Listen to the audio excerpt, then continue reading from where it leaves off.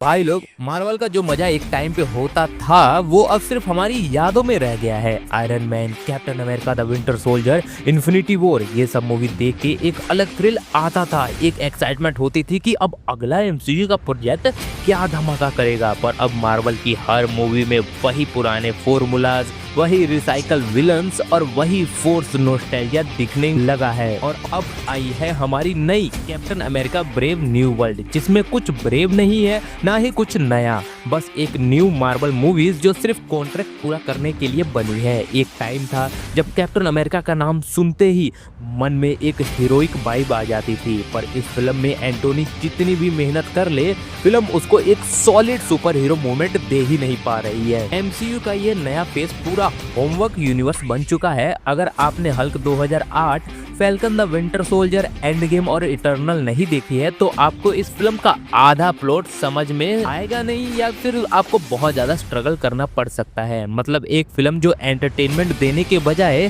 सिर्फ एमसीयू की पुरानी कहानियों का एनसाइक्लोपीडिया बन चुकी है। तो चलिए इस रिव्यू में समझते हैं कि ये मूवी क्यों एक और बड़ी डिसअपॉइंटमेंट है और मार्वल को क्या सुधारना चाहिए। उससे पहले अगर आप मूवीज के दीवाने हो तो इस चैनल को सब्सक्राइब कर लो, क्योंकि इस चैनल पर आपको मूवी से रिलेटेड चटपटी न्यूज मिलती रहेंगी। चलिए सीधा मुद्दे पर चलते हैं। स्टोरी की बात करें तो कहानी स्टार्ट होती है नए प्रेसिडेंट रॉस के साथ, जो एक नए टेरिटरी को सिक्योर करना चाहते हैं ताकि एडमेंटियन का फेयर डिस्ट्रीब्यूशन हो सके। लेकिन उनके पास के मिस्टेक से एक और villain Samuel AKA the leader वापस आ जाता है और अपना पूरा सीन मैस कर देता है। अब ये बंदा असली में हल्क का विलन है, पर मार्वल का पुराना शौक है कॉमिक बुक्स के लॉजिक का मजाक उड़ाते रहना, तो बस कैप्टन की फिल्म में घुसा दिया गया इसको भी। बड़ी प्रॉब्लम ये है कि फिल्म एक कैप्टन अमेरिका स्टोरी से ज्यादा किसी भूल चुके हल्क 2008 मूवीज का कंटिन्यूएशन लग रही है। मतलब एक ऐसी फिल्म का सीक्वल जो एमसीयू फैंस तक को याद तक भी नहीं है आज। Same old same old. अगर आपको लगता था कि ये मूवी द विंटर सोल्जर वाली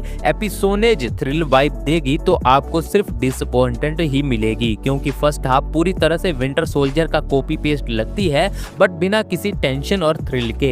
एक भी सीन ऐसा नहीं लगता जो जेन्युइनली एक्साइटेड हो, और क्लाइमैक्स तक सिर्फ बोर्डम ही मिलता है। एक सिंगल अच्छा एक्शन सीन्स है लास्ट में, पर तब तक पेशेंस की बैंड बज चुकी होती है। एंटोनी अपनी तरफ से पूरी ट्राई करता है, पर जब स्क्रिप्ट ही बकवास हो तो एक्टर क्या करे। Falcon and the winter soldier series ने जो एक इंटरेस्टिंग क्वेश्चन उठाया था, क्या एक ब्लैक मैन को अमेरिका का नया सिंबल एक्सेप्ट करेगा, उसको ये फिल्म आगे बढ़ाने के बजाय इग्नोर ही कर देती है। बस एक डायलॉग सुनने को मिलता है, you are not Steve Rogers, और बस ये कहानी वहीं तक रुक जाती है। नेक्स्ट पॉइंट की बात करते हैं। विलन का भी कोई सीन नहीं है। द लीडर और साइड विंडर जैसे स्ट्रॉन्ग कॉमिक कैरेक्टर को मार्वल ने वेस्ट कर दिया, और जो सबसे ज्यादा अवेटेड था रेड हल्क, उसका भी सिर्फ 7 मिनट का कैमियो है। मतलब उतना तो एंड क्रेडिट सीन भी चला जाता है। नेक्स्ट पॉइंट, विजुअल्स, एडिटिंग और राइटिंग तीनों की वाट लग चुकी है। मूवी विजुअल्स चीप लगती है,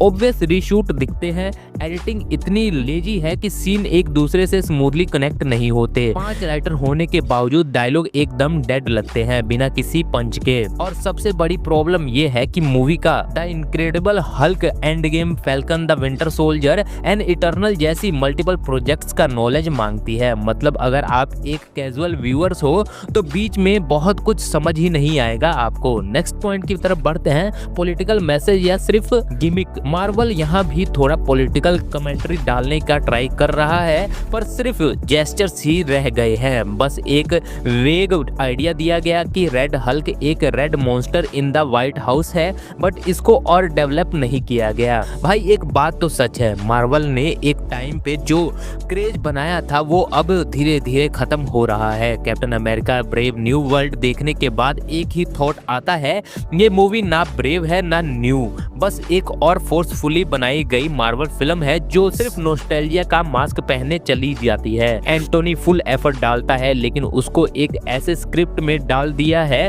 जिसमें जान ही नहीं है। सैम विल्सन का स्ट्रगल देखने को मिलता है पर उसको प्रॉपरली एक्सप्लोर नहीं किया गया। मतलब एक ऐसी मूवी जिसमें एक नए कैप्टन अमेरिका का एरा स्टार्ट होना चाहिए था, उसमें भी सब कुछ स्टीव रोजर्स के कंपैरिजन में ही चला जाता है। भाई विल्सन को एक अलग पहचान कब मिलेगी? और अब विलन की बात करें तो द लीडर, साइडविंडर और रेड हल्क जैसे जबरदस्त कॉमिक बुक कैरेक्टर को पूरा वेस्ट कर दिया गया।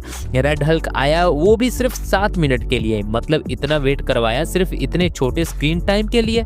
एक्शन सीन्स भी बस 1-2 अच्छे हैं, पर विंटर सोल्जर का जो इंटेंस स्पाई थ्रिलर वाइब था वो यहाँ सिर्फ कॉपी पेस्ट लगता है बिना किसी थ्रिल के। सबसे बड़ी प्रॉब्लम है कि ये मूवी सिर्फ एक और MCU का होमवर्क बन चुकी है। अगर आपने पहले के मार्वल प्रोजेक्ट्स नहीं देखे हैं तो बहुत सारी चीजें समझना मुश्किल हो जाएंगी, और जितना पॉलिटिकल कमेंट्री डालने की कोशिश की गई है वो सिर्फ सरफेस लेवल जेस्चर्स ही लगते हैं बिना किसी इम्पैक्ट के। एक बात तो क्लियर है, मार्वल को समझना पड़ेगा कि सिर्फ पुरानी चीजें रिसाइकल करके नए हीरोज नहीं बना सकते। Brave new world Sam Wilson का कैप्टन अमेरिका का एक स्ट्रॉन्ग स्टेटमेंट हो सकती है, लेकिन यहाँ वो बस एक सपोर्टिंग कैरेक्टर जैसा लगता है। मार्वल अगर जेन्युइनली नए कैरेक्टर को एस्टेब्लिश करना चाहता है तो उसको नए रिस्क लेने पड़ेंगे, नए स्टोरी लिखनी पड़ेंगी, वरना MCU सिर्फ एक रिपीटेड टेलीकास्ट बन के रह जाएगा। फाइनल वर्डिक्ट, मार्वल को खुद को बचाने की जरूरत है। ब्रेव न्यू वर्ल्ड एक ऐसी मूवी है जो सैम विल्सन को प्रॉपरली रिस्पेक्ट नहीं देती। ये एक पावरफुल ओरिजिन फिल्म हो सकती थी पर पुरानी फॉर्मूलाज के चक्कर में अटक गई। मार्वल को स्टीव रोजर्स के शैडो से बाहर निकालना होगा, वरना फ्यूचर और ज्यादा डिसअपॉइंटेड हो जाएगा। बताओ भाई, आपको क्या लगता है, क्या मार्वल वैसे फिल्में बना पाएगा जैसे पहले बनाता था? बाकी आप अपना ओपिनियन हमें नीचे कमेंट बॉक्स में जरूर बताइएगा, और ऐसी मूवीज के रिव्यूज देखने के लिए हमारे चैनल को सब्सक्राइब कर